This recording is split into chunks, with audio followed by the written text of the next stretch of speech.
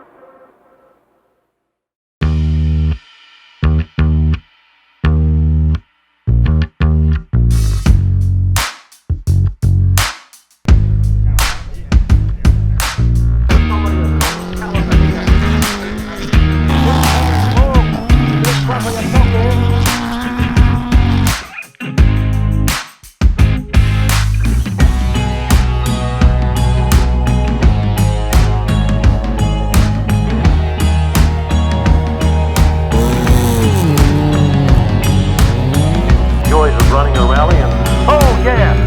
He's having a bit of a charge. It is Bob Thomas this time with Alex Dolcomino.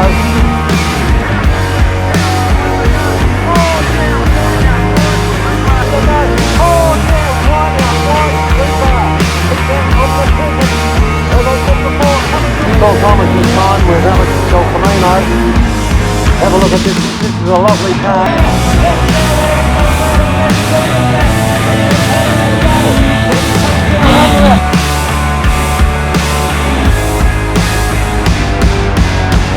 Ran the speedway, it's awesome. I said to Alex, we sat on the start line, I said, do we go fast, do we go slow or conservatively, or do we go out and have fun? I said there's only one way to go and that's to have fun. And as you saw, we went out there and was sideways everywhere. Finally we're here at the Alpine 2019. It's been a long road since we were at the Yarra stages. We haven't done an event since. I've been overseas 3 times in that time and I'm so glad to finally get here and to compete. And to finally have Alex back in the team is fantastic. To have Alex back in the car, it's instant confidence. You know, I can feel it straight away that we got speed, and today we didn't push and we ended up where we did. So the results speak for themselves today, even though it was only a short stage, and but confidence was straight away right there. So we've gone from 40th to 12th in one stage. So that's where we want to be. We want to be on the first 15 on the road tomorrow. We have a bit of weather coming, so tomorrow will be a good day. I said to you at the start of the year, you know, top 20, yes, top 10 would be just, yeah, if we can, so we'll see. The bushfires in Sunday and Monday have burned over the highway, the Great Alpine Road, and all the stages we were using around the town of Bruthen. So Sunday's been canned, so it's become more of a sprint event, as in one day tomorrow, but it's still a long day. We've got to go a long way and we've got to do a lot of stages. While it's made it shorter, it's still the Alpine. It still has the same amount of prestige and it's still a very difficult event. It's a learning curve for Lead, as we know. Coming from GT racing to this is, you know, they're polar opposites. You can't get any more opposite. So, yeah, we'll see tomorrow.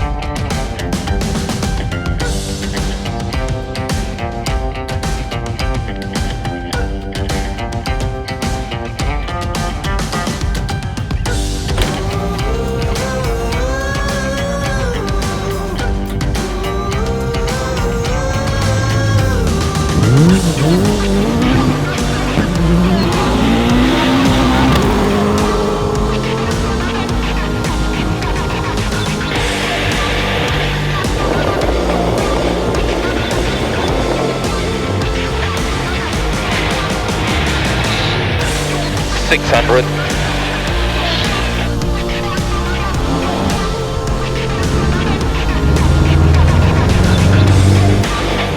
Turn 2 left coming. Here it is. Keep going 2, 2. There you go. 1.5.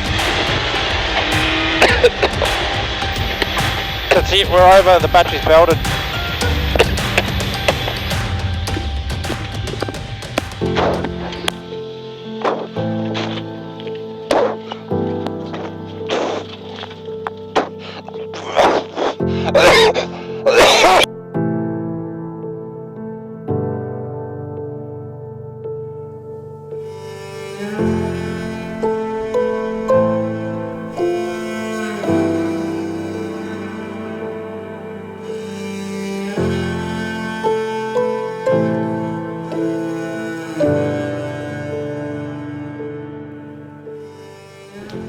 Wiping our helmets off because our battery exploded, and acid was all over us, the helmets and everything. That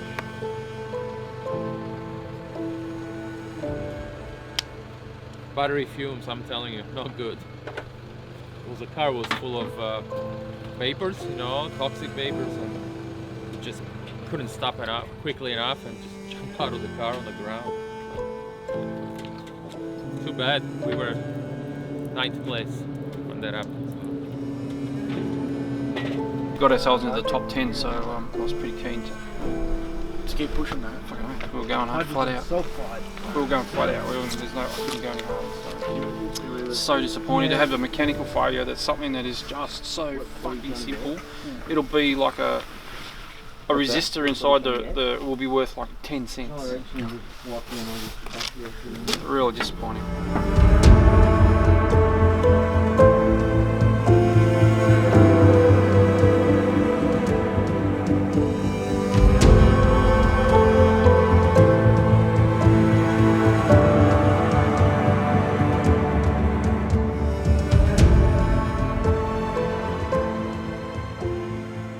The day started really well. It was going to be a big day. We knew that from the start.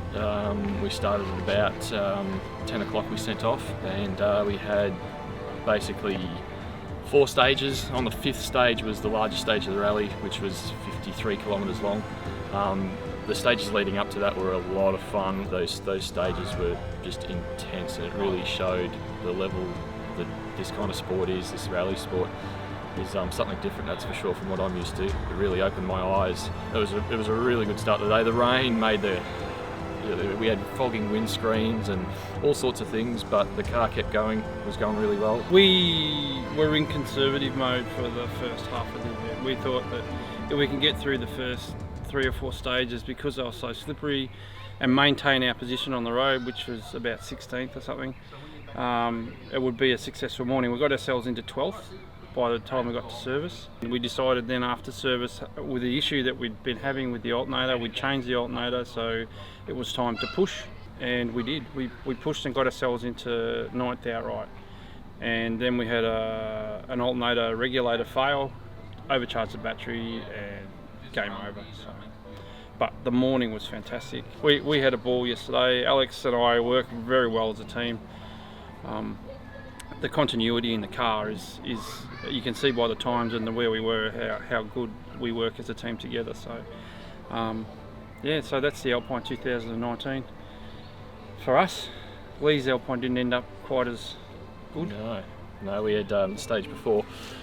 Phil finished on stage 9, I think it was overall. It was a long stage. We were probably almost 40 kilometres into a 53k stage, and had all sorts of issues here with windscreen fogging up again, had all sorts of dramas, and then just, I think, basically a lapse of concentration. This event really pushes you physically to the limits.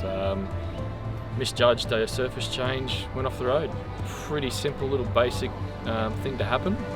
Circuit racing land, you'd just be in the kitty litter for a couple of seconds and back onto the track and no harm done, but the risk versus reward part of this sport is very peaky, and I found that out the hard way. We went off the road, probably about 5 metres down and about 10 metres in, over some boulders into a tree, and you hit the tree fairly hard, and that ended our rally. You know, this rally is so intense. Phil's done it, what, 9 times and only ever finished once.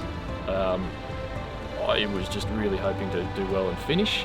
That was going to be my goal achieved, and yeah, it really opened my eyes to how intense this rally is. Just to DNF in a way like that just really shows the intensity of it. It's an awesome team to be around. You know, even with all these dramas that we had, everyone was still smiling and having a whole heap of fun.